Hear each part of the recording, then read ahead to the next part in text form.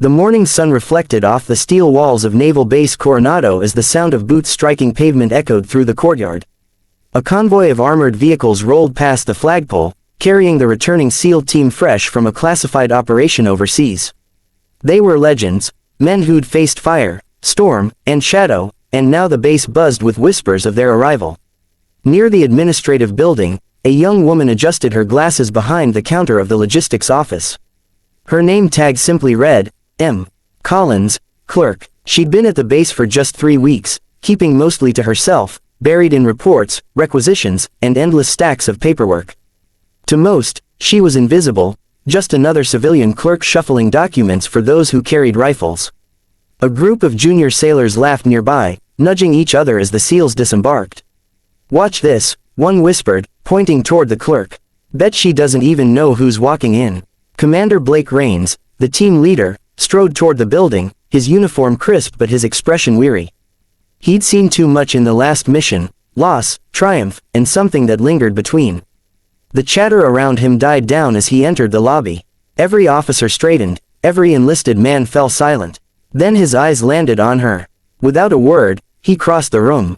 The clerk looked up, startled, clutching a folder against her chest. The sailors watched in confusion as Commander Rains stopped right in front of her desk. For a long moment, no one spoke. Then, to everyone's shock, the commander raised his hand and gave her a crisp, formal salute. The sound of boots shifting echoed across the room. The entire base seemed to freeze. A SEAL commander, one of the most respected men in the Navy, saluting a civilian clerk. "Permission to speak freely, sir?" she asked softly, her voice steady but low. Rains smiled faintly. "Always, ma'am." Her eyes softened. "You didn't have to do that." He dropped his salute and replied, loud enough for everyone to hear, "After what you did for my team, I absolutely did." Gasps rippled through the onlookers. The sailors exchanged bewildered glances. Rumors spread fast. Had she saved them somehow? Rains turned to the stunned audience. "For those who don't know," he said, his voice commanding but calm, "this woman rerouted our supply drop manually after a system failure. Without her quick thinking, we would have been stranded behind enemy lines. We lost comms for 72 hours, but we survived because of her." The silence deepened, thick with awe. The same sailors who'd laughed earlier now looked down, ashamed. The clerk, Melissa Collins, simply nodded, cheeks flushing. "Just doing my job, sir." Rains shook his head. "You didn't just do your job. You saved lives." And with that, the SEAL commander turned sharply and saluted her once more. This time, the entire base followed. Outside, the flag rippled in the wind as if saluting too. The crowd lingered long after the commander's salute, murmuring in disbelief.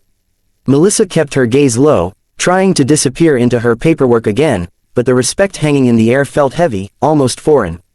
She wasn't used to being noticed, not anymore. Commander Rains turned back toward her. "You never told anyone," he said quietly.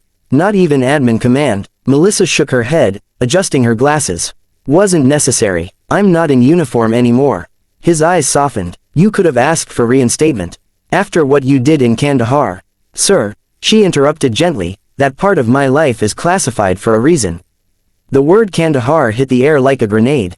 Conversation stopped mid-sentence. A few officers who'd been nearby looked at her with sudden recognition. That name was tied to one of the most harrowing missions in recent SEAL history. The Kandahar extraction was infamous. An entire SEAL unit pinned down, a drone strike seconds away from hitting friendly coordinates, and a single anonymous tech operative who'd overridden the system and rerouted the mission in real time, saving 12 lives. Until this moment, no one knew that operative had been her. Rains crossed his arms, his tone firm but respectful. "You saved us twice, Collins. Once from behind a screen, and now again, when no one even knew your name." She gave a faint, tired smile. "I just did what needed doing, Commander. The rank, the title, those don't matter much anymore." The young sailors who had mocked her earlier stood stiff, guilt etched across their faces. One of them, a tall recruit named Dawson, finally stepped forward. "Ma'am," he said hesitantly, "we didn't know who you were." "We're sorry." Melissa looked at him for a long moment, then nodded kindly. "You don't need to know who someone was to treat them with respect. You just need to know they're part of your team." Her words carried across the lobby like a command. Even the senior officers seemed to straighten under their weight. Rains took a step back and gestured toward her desk.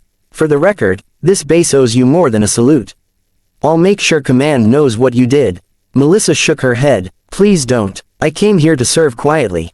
I'm done chasing medals. But Rains wasn't convinced. You may be done with medals, but medals aren't done with you.